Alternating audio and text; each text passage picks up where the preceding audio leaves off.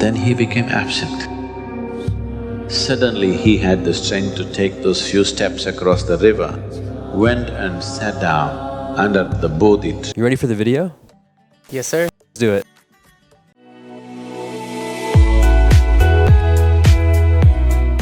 Conscious practice.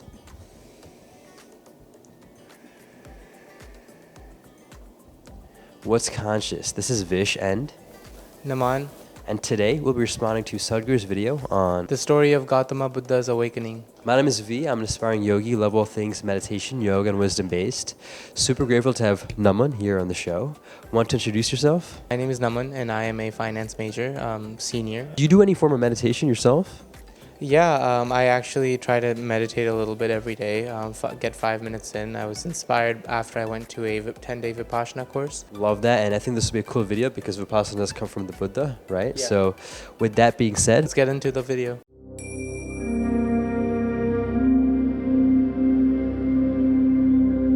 Gautama went to every known master of the time. He was intellectually so brilliant and his longing so great.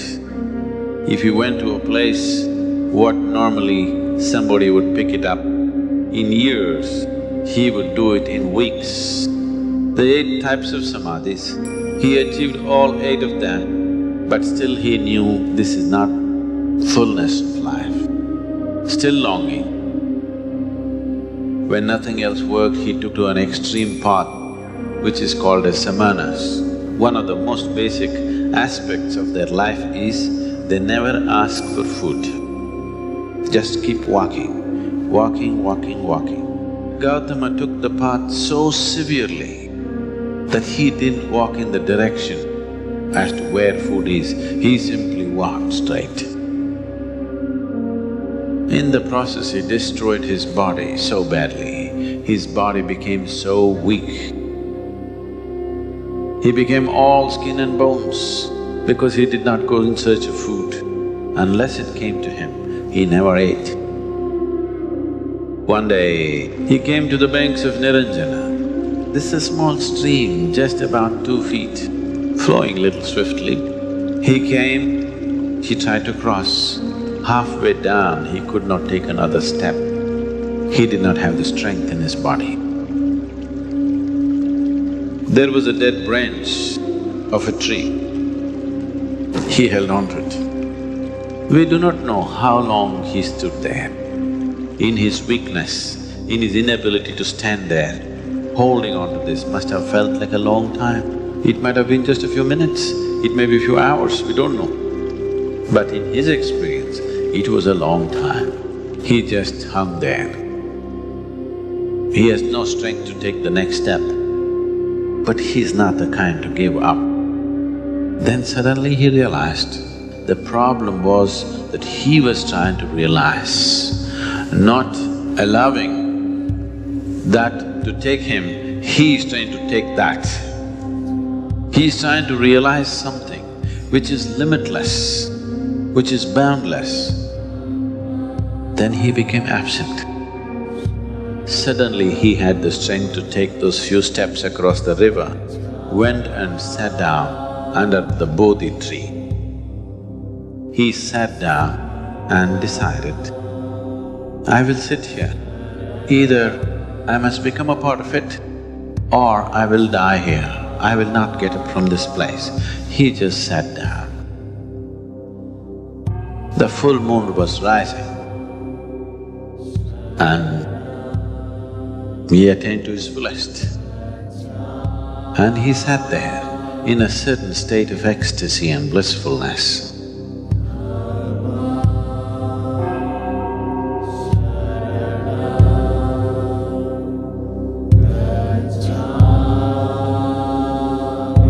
Naman, as a Vipassana practitioner yourself, what are your first thoughts on this story that Sadhguru just shared? That's really interesting. I love this story actually. I hadn't heard about it before, and I have read a lot on Buddha. What I found really fascinating and in line with what I have been taught at Vipassana, and I'm sure you have been taught in many forms of meditation, is that idea of determination. and really not yielding to the discomfort that arises whenever you meditate, and just pushing through while at the same time not feeling that anguish that you have in meditation, and just accepting how things are. And that's what I got out of that story as well. But I'm sure there's many other things. Yeah, no, that's a great reflection piece on that story. I love what you said about determination, right? With regards to really just giving your all to what you do, and making sure you keep going, right? Yeah. So you also are a business student yourself, right? Do you want to maybe share about how this concept of, let's say, determination, or maybe your experiences with your meditation have helped with that business student life? Yeah, definitely. I think the concept of determination intertwined with like acceptance of different situations is really important, is what I've come to learn in business, because in my experience, you get the opportunity to work with a lot of people, and during that time you have to advance certain goals, and you have to really understand how to maintain that level of acceptance when things don't go according to your plan or according to other people's plans on whatever project you're working on. And I think that's what we try to do in meditation. And when you apply it to the business world, you see that you're able to think more holistically on a certain issue versus when you are determined, but you don't really have that level of acceptance. Yes, so that was, again, really cool to hear in terms of how it's very practical, right? And that's where I really connect with that too. Spirituality itself is a very practical thing, right? It's about literally how do you live to be the best version of yourself, right? And tying this back towards the video itself with the Buddha and him just continuously going on that path, it's really cool because as Sadhguru talked about with even that samana path, where he just walks pretty much continuously, it's about realizing that you can make anything your spiritual practice or your sadhana, right? Anything can become that. Usually external action-based of these practices tend to be called karma yoga, where it's more action-based. But even like brushing your teeth, studying, doing your homework, dishes, eating, these are all things that can be more let's say meditative of a practice, right? And you can use these as opportunities to deepen your awareness. So with that being said, I want to share with the viewers what got you even on this path in the first place, and how did you start meditating? Yeah, definitely. My dad was a Vipassana meditator for a while, and my mom was really into meditation as well. Also Vipassana? No, a different form of meditation. Which one?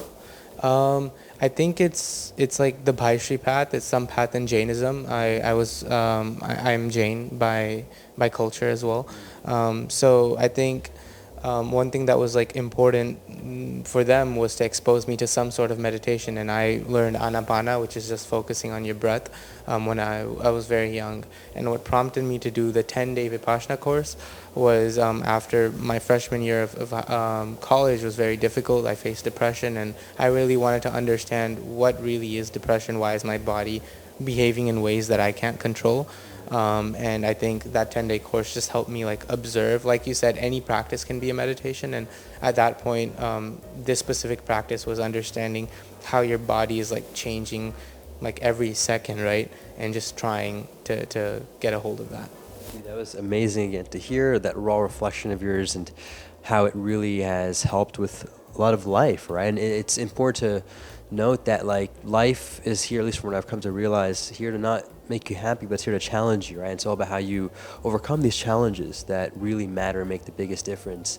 And that's where meditation has honestly made a huge impact on my life personally. So it's really cool to see that it's impacted yours. Now, with those struggles that you've had, you mentioned earlier in college, would you say that meditation has resolved all of that, or how would you stand with that now? I think whenever it comes to the point of depression, I think I've been out of it for a very long time. It was a short phase thanks to the support of my friends, and especially my parents and my little brother. But I think when it comes to a resolution, I think I'm far from it, of that internal conflict that we all face. And I'm sure like you have your own internal like conflicts that you face, and so do other individuals, right? So I think just being aware of that, which is a point that you mentioned, and being aware of anything you do, from eating to brushing your teeth, I think you really start to understand yourself a little bit better. And yeah, you can come in and out of practice over and over again, but just getting back on the path is, I think, important. Yes, consistency is key here. It is very important. And do you mind sharing, is this something that you've had growing up, or it was like a phase, as you mentioned earlier in college? What do you think had happened to you? Like, was there lifestyle habits, or what caused that maybe? Yeah, definitely. Not being in tune with who you are as an individual, and trying to do things to appease others, or maybe appease yourself, like whatever the societal view upon you is. I think the most important thing to avoid a situation where you become really upset is not ignoring that inner voice that you have.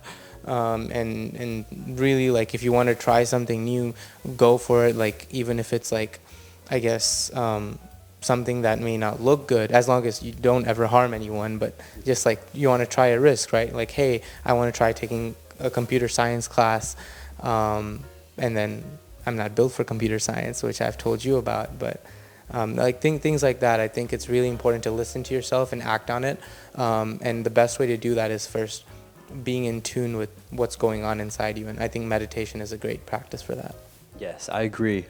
Honestly, almost 100% there. And even just a little bit about me, I don't know if you all knew, but similar to Naman, I actually had anxiety actually in a different way. But that was also coming to me in the beginning of college. And I never really grew up with that at all, but it kind of hit me in the first year. And it was honestly because I wasn't taking care of myself, whether it was sleep, the food, and just other lifestyle habits, right? And then I began to realize the importance of your health, both mental and physical, obviously spiritual health as well. But if you don't have those things in check, literally nothing in life will matter, right? Yeah. Whether even family, even job, money, nothing matters till your internal state is or even external with physical aspects is in a good manner. And so it is super important that you all focus on that first. And I think just very basic things. I tell others this too, actually. The same way a flower needs its sunlight, its basic water, its basic nutrients, you need to give your body and mind and just say energy, sunlight. It also needs proper rest, basic sleep, very important. Sleep is crucial, the right food, and then the more cherry on tops, which I think are also significant, includes working out, includes meditation.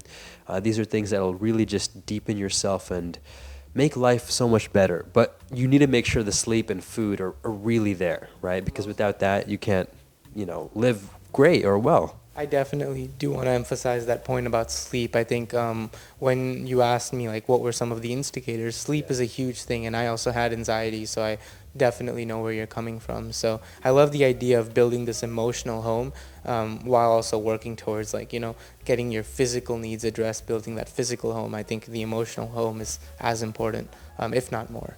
Love that. Well, thank you so much, Naman, for being here. Appreciate you sharing your views and your inputs. If you have any other video reaction requests, topics, or guests that you want to see on the show, comment down below. Also, love to hear your views on what I've shared or whatever Naman has shared or Sadhguru has shared. It's an open platform here. Let us know in the comments down below. With that, make this a great day. Take it joyful and stay conscious.